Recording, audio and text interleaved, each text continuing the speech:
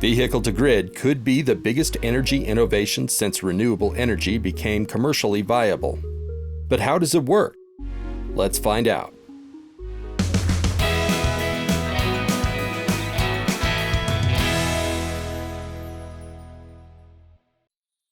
Vehicle-to-grid, or V2G, is a technology that enables electric vehicles to not only consume electricity from the grid, but also to return excess electricity to the grid during times of peak demand. This innovation holds enormous potential because the two-way transfer not only encourages a more responsive way of consuming energy, it could also mean significant savings for drivers and fleet operators.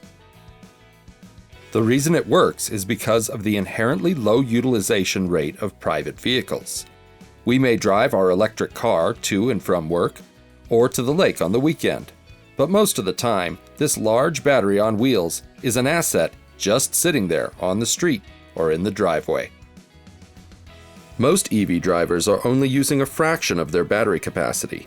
That means there's a huge amount of spare, stored energy that could be supporting the local energy distribution utility and mitigating the intermittency of renewable energy. Initially, vehicle-to-grid is actually grid-to-vehicle as the car charges up. If charging is done when electricity is abundant, like when solar arrays are producing, the price of energy is low. When the battery is full, an inverter is able to sell energy from the car to the grid when demand, and therefore price, is high. Vehicle owners can set limits on how much charge is withdrawn to ensure they're never left empty. Later, when the driver is sleeping, the car can buy back electricity from the grid at a low price, filling up the battery by morning. It's buy low, sell high.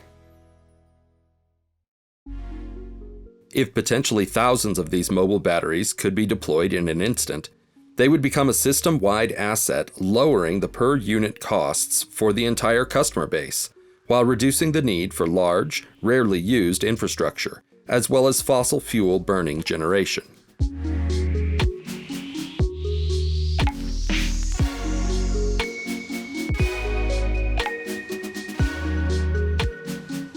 As more and more areas impose or increase renewable portfolio standards, more volatility is impacting the local, statewide, and regional electric grids. Regardless of whether the sun is shining or the wind is blowing, electric grids need to stay in balance. Without vehicle-to-grid, energy has to be purchased from reserve power plants, which means more pollution and increased energy prices during peak hours.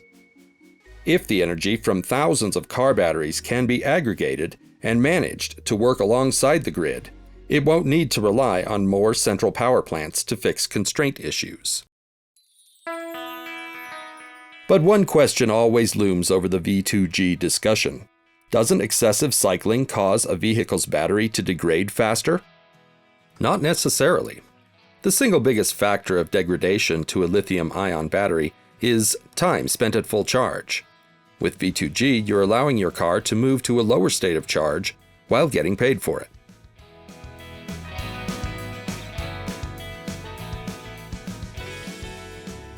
Secondly, the rate at which you charge or discharge energy from the battery is an important factor, and anode health can actually be improved by low-power, high-frequency cycling, which is how V2G energy transfer is managed.